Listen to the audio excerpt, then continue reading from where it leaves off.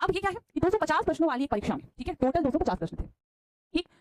पहले 125 में से 40% के सही उत्तर दिए रानी ने, ठीक है। यानी इसको हम दो पार्ट में बोल रहा है कि पहले 125, ठीक है, पहले 125 प्रश्नों की बात हो रही है। इस 125 प्रश्नों में से उसने कितने प्रतिशत सही उत्तर दिए? 40%। तो एक 40% का फ्रैक्शन आप मुझे बता सकते हैं, पिछले प्रश्न में भी हमने उपयोग किया 2/5। तो बोल रहा है 125 का 2/5 क्या होगा? ये कट जाएगा 25, यानी 25 गुणे 2 50, यानी पहले 125 में से उसने 50 सही उत्तर दिए हैं इस 125 में से, ठीक।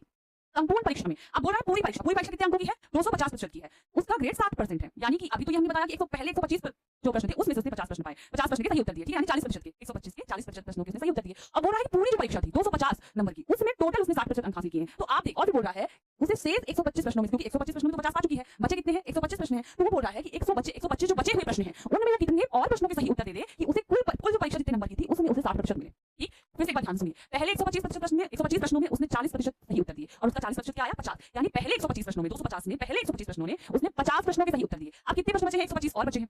तो वो कह रहा है कि आप बताइए कि कुल 250 प्रश्नों में वो यदि 60% स्कोर कर रही है, 250 का 60% निकालिए, आप क्या आएगा? 60% का फ्रैक्शन आप मुझे बता देंगे, 3/5 आएगा, ठीक है। 3/5 आएगा, ये जाएगा 50 बार और 50 गुणे 150, यानी कुल उसने इतने नंबर पाए हैं 250 में से। कुल उसने कितने नंबर पाए हैं? 150। और पहले पार्ट में यानी 125 पहले प्रश्नों में उसने कितने पाए हैं? 50। तो बोल रहा है कि वो कितने और अंक पा ले बाकी बचे हुए 125 प्रश्नों में कि उसका कुल अंक इतना हो जाए।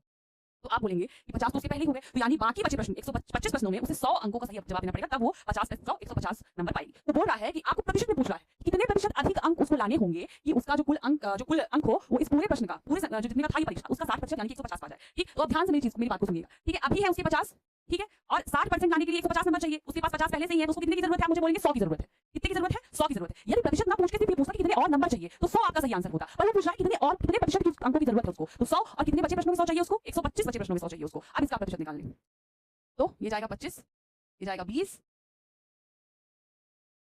फिर से कट जाएगा 20, यानी कि 80%। उसे बचे हुए प्रश्नों में 80% प्रश्नों के सही उत्तर देने होंगे, तब जाके कुल मिला के उसका प्रतिशत बनेगा 60%, ठीक है। पहले 125 में उसने 40% अंक हासिल किए और 125 का 40% यानी 50, ठीक है, 50 प्रश्नों के सही उत्तर दिए। बोल रहा है कितने और अंक चाहिए जिससे कि कुल प्रश्न यानी कि 250 में उसको 60% अंक मिले, और 250 का 60% होता है 150, 50 से कितना ज्यादा है, यानी कि उसको 100 अंक और लाने होंगे। यदि ये पूछता कितने अंक लाने होंगे तो 100 ही सही उत्तर होता, पर पूछ रहा है कितने प्रतिशत अधिक अंक लाने होंगे। तो हम ऊपर रखिए कितना अंक अधिक लाना है 100, और कितने में 125 जो शेष प्रश्न बचे हैं उसमें उसको 100 अंक लाने हैं, तो नीचे 125 गुणे 100 यानी कि 80% अंक उसे और लाने होंगे, तब जाके कुल प्रतिशत उसका कितना बनेगा? 60% बनेगा। समझ में आई बात कैसे करना है, ठीक है।